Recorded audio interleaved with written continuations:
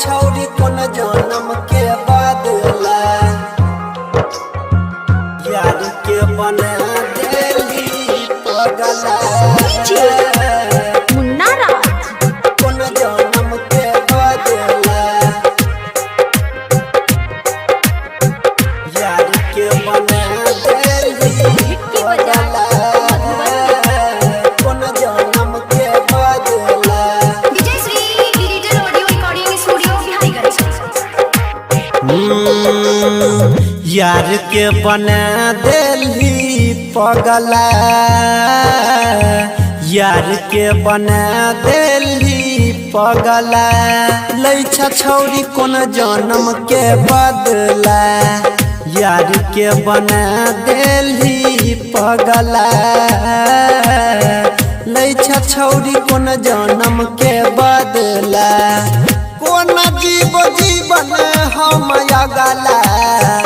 कोन जीव जीवन है गया गला कोन जीव जीवन हम अगला लैछी छौरी कोन जन्म के बदला यार के बनाई देली पगला लैछा छौरी कोन जन्म के बदला डीजे मुन्ना राज छौरी कोन जन्म के बदला यार के बना देली पगला Madhubani Vijayshree digital audio recording studio Biharigunj. हमर मजबूरी के लैछा ही फायदा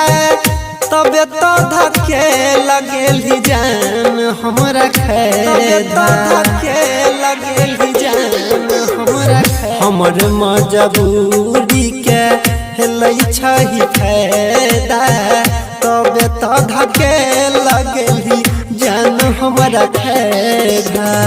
तोर देली सनहिया तोई लगला तोर देली सनहिया तोई लगला तोर देली सनहिया तोई लगला लैछा छौरी कोन जन्म के बदला यार के बना देली पगला लैछा छौरी कोन जन्म के बदला डीजे मुन्ना राज लैछा छौरी कोन जन्म के बदला यार के बना देली पगला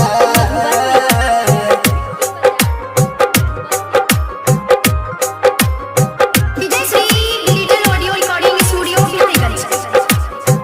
कृष्ण परवीन के अपना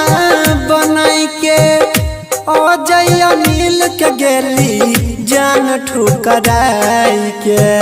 जान ठुकराई के परमुद देवेंद्र के